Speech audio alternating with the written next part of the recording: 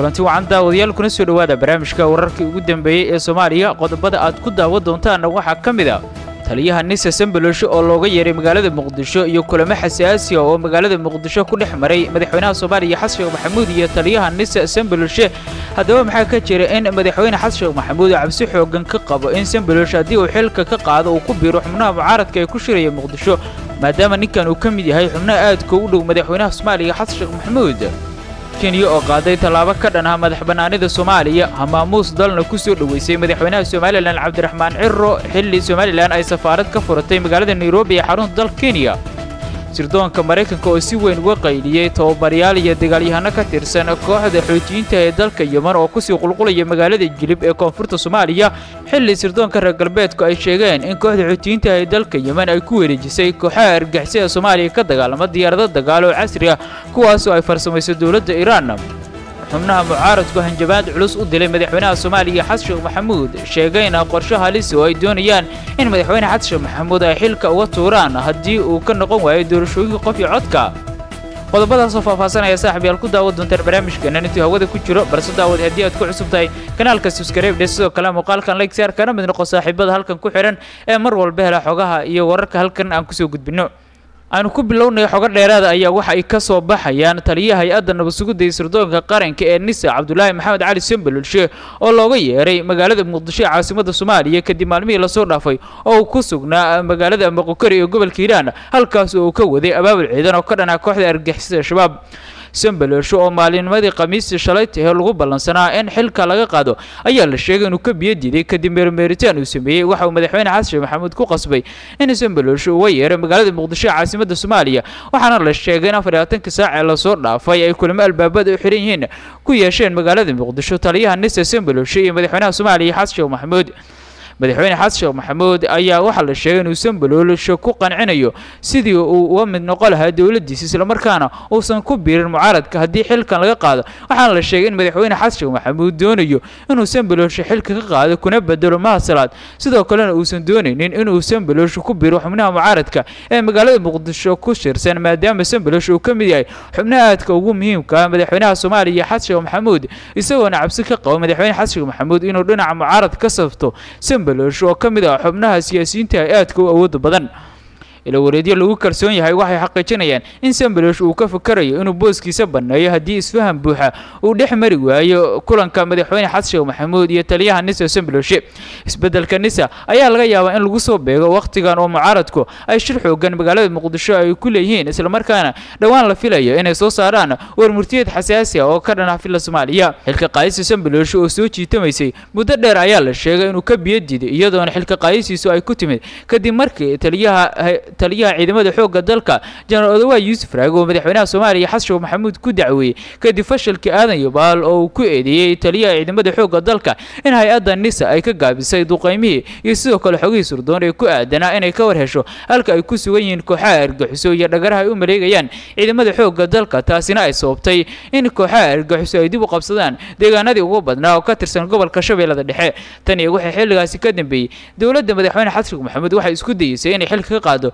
taliyaha NISA Sambaloosho waxaana guuldareysay fadhiyo kala duwan oo ay lahaayeen golaha wasiirada kaasi oo xilka looga qaaday taliyaha NISA Sambaloosho si loogu bedelo taliyihii hore hay'adda NISA Mahad Maxamed Salaad madaxweynaha Soomaaliya Xasan Sheikh Maxamuud ayaa hadda la sheegay in uu si weyn u doonayo inuu xilka ka qaado Sambaloosho sidoo kalena uu ku bedelo taliyaha NISA Mahad Maxamed Salaad waxaana la sheegay in madaxweyne Xasan Sheikh Maxamuud uu Sambaloosho ku qancilayay xilal kala duwan oo uu soo bandhigtay dawladda madaxweyne Xasan Sheikh Maxamuud si uu uga wareego booska taliyaha hay'adda nabad sugidda sirdoonka qaranka labada xubnood ee Mahad Salaad iyo sidoo kale taliyaha NISA Sambaloosho ayaa kuwa aad ugu dhow madaxweynaha Soomaaliya Xasan Sheikh Maxamuud balse madaxweyne Xasan Sheikh Maxamuud ayaa dhinaca sirdoonka marka la eego waxa uu si weyn ugu kalsoon yahay taliyihii hore hay'adda NISA Mahad Maxamed Salaad oo isagana la filayo in saacadaha soo aadan loo magacaabo hay'adda NISA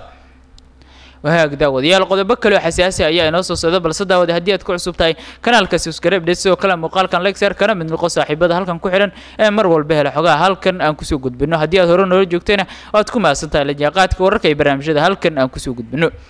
dowladda Kenya ayaa qaaday tallaabo si weyn uga carisay dowladda federaalka Soomaaliya kadib markii heer madaxweyne ay kadib markii si heer dal ah ay u soo dhaweysay madaxweynaha maamulka Soomaaliland Cabdiraxmaan Ciro oo maalmihii la soo dhaafay ku sugnaa magaalada Nairobi ee xarunta dalka Kenya dowladda Kenya ayaa waxa ay ku qaabishay madaxweynaha maamulka Soomaaliland Cabdiraxmaan Ciro soo dhaweyn heer u sarreeyay kuwaas oo aan u dhigmin midda ay ku qaabisho madaxda maamul goboleedyada sida Jubbaland iyo sidoo kale Puntland oo mararka qaar taga magaalada Nairobi ee xarunta dalka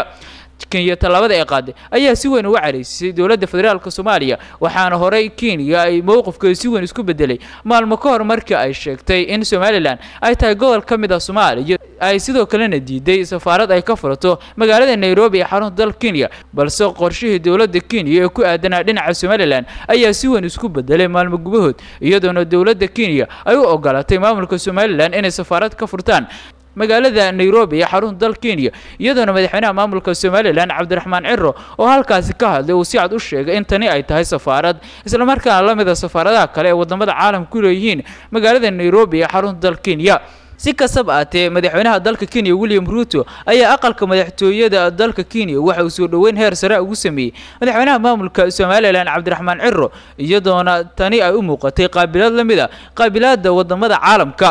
madaxweynaha maamulka Soomaaliland iyo sidoo kale madaxweynaha dalka Kenya William Ruto ayaa kulankooda waxay u hadleen qorshayaal xasaasi ah oo ku aadan geeska Afrika gaar ahaan sidii Soomaaliland ay ku heli lahayd aqoonsi caalami ah iyadoo la sheegay in madaxweynaha Soomaaliland Cabdiraxmaan Ciro uu ka dalbaday dowladda Kenya gaar ahaan madaxweynaha William Ruto inay ku dhawaaqdo aqoonsi buuxda oo ay fudinayso dhinaca Soomaaliland waxaana codsigani uu qayb ka yahay qorshaha Soomaaliland ee aqoonsi ay u raadinayso wadamada caalamka iyadoo maamulka Soomaaliland ay sheegaan in ka badan 100 dal ay u codsiyo kala duwan oo ku aadan inay u fudiyaan aqoonsi buuxa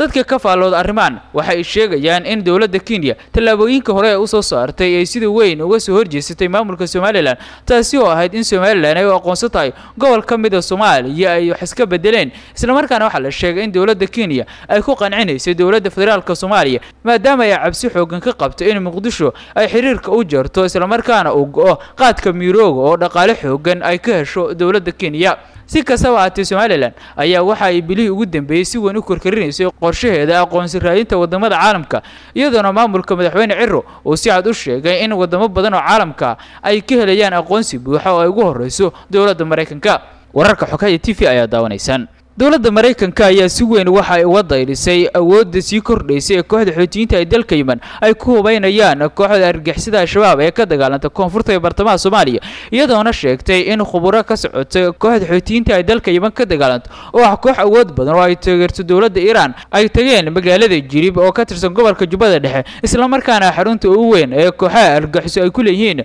guud ahaan Soomaaliya sirdoonka Mareykanka waxay sheegeen in halkaas ay gaareen xubno tababarayaal iyo sidoo kale dagaalyahanno isugu jira kuwaasi oo waday saanad kala duwan oo military oo ay u geeyeen kooxda ka dagaalanta koonfurta ee bartamaha Soomaaliya ee Shabaab iyadoo kooxda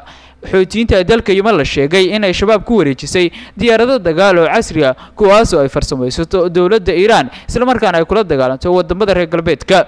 sidoo kale waxay sirdoonka reer galbeedku shaaca ka qaadeen in halkaasi ay gaareen xubno kala duwan oo tababarayaal ah kuwaas oo u tababaraya dagaalyahanada argagixisada Soomaaliya sida ay u isticmaali lahaayeen diyaaradaha ay ku wareejiyeen kooxaha xoutiyiinta ee dalka Yemen xogtan ayaa waxa shaaca ka qaaday wargeyska Washington Post oo soo xiganaya saraakiil sare oo ka tirsan dowladda Mareykanka waxa ayna sheegeen in magaalada Jilib ay gaareen xubno ka tirsan kooxda xoutiyiinta ee dalka Yemen kuwaas oo ku takhasusay arrimaha sameynta qaraxyada iyo sidoo kale hubka noocyadiisa kala duwan sargaal sare oo ka tirsan wasaaradda arrimaha dibadda dalka Mareykanka ayaa waxa uu markii horeysay sheegay in arrintan ay tahay mid halis ku ah geeska Afrika waxa uu madaxda Soomaalida u digay in arrintan aysan dhayalsan oo ay qaadaan talaabooyin oo ku aadan sidii hoos ugu dhigal hayeen awoodda kooxaha argagixiso ee ka dagaalanta koonfurta ee bartamaha Soomaaliya xilli kooxdu ay kordhisay awoodeeda kooxda xoutiyiinta ee dalka Yemen iyo sidoo kale xiriirka kooxda argagixisada Shabaab ayaa waxa si weyn u kordhay bilihii ugu dambeeyay iyadoo sirdoonka reer galbeedka ay si weyn uga dayrinayeen xiriirka ay la yeelatay kooxda argagixisada Shabaab kooxda xoutiyiinta ee dalka Yemen waa koox awood badan isla markaana wadamo badan oo caalamka ay cabsi xoogan ka qabaan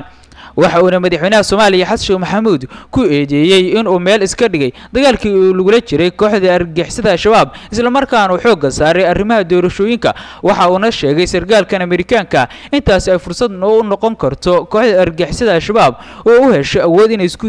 abaabusho isla markaana ay qatar geliso gudaha Soomaaliya iyo guud ahaanba ammaanka wadamada Geeska Afrika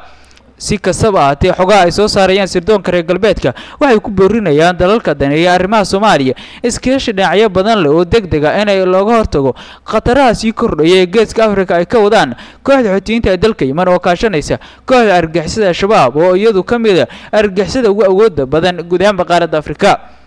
ugu dambeyntiina xubnaha mucaaradka ayaa shaaca ka qaaday qorshe culus oo halisa oo u adeegsanayaan dawladda madaxweyne Xasan Sheekh Maxamuud haddii ay joojin weyso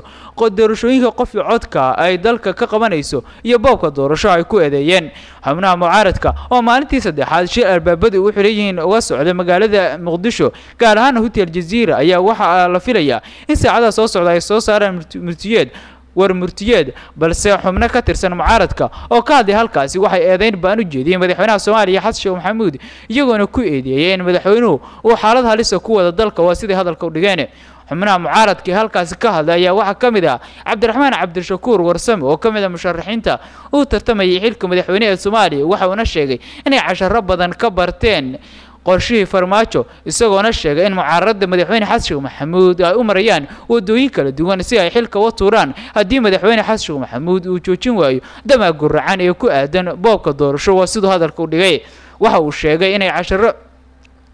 uu sheegay in qorshaha madaxweyne Xasan Sheekh Maxamuud ee doorashooyinka qof iyo codka uu yahay mid halis ah maadaama uu sheegay in madaxweynuhu uu qabsanayo doorashooyin la sii og yahay taasi oo halis ku ah kalsoonida musharaxiinta la tartamaysa waa sidoo hadalka u dhigay waxa uu sheegay inay ka doorbidayaan doorashada qof iyo codka ee madaxweyne Xasan Sheekh Maxamuud doonay inuu dalka qabto doorasho dadban oo beesha caalamka ay marqaati ka tahay isla markaana loo tartamo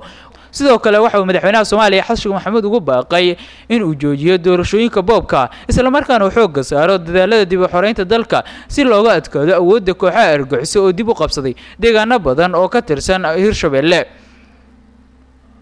dhegeystayaal gudahaan intaas waxa ka wararka ugu dambeeyay kala socoteen Xogaya TV fadlan haddii aad ku cusubtahay kanaalka subscribe sidoo kale muuqaalkan like saar kana mid noqo saaxiibada halkan ku xiran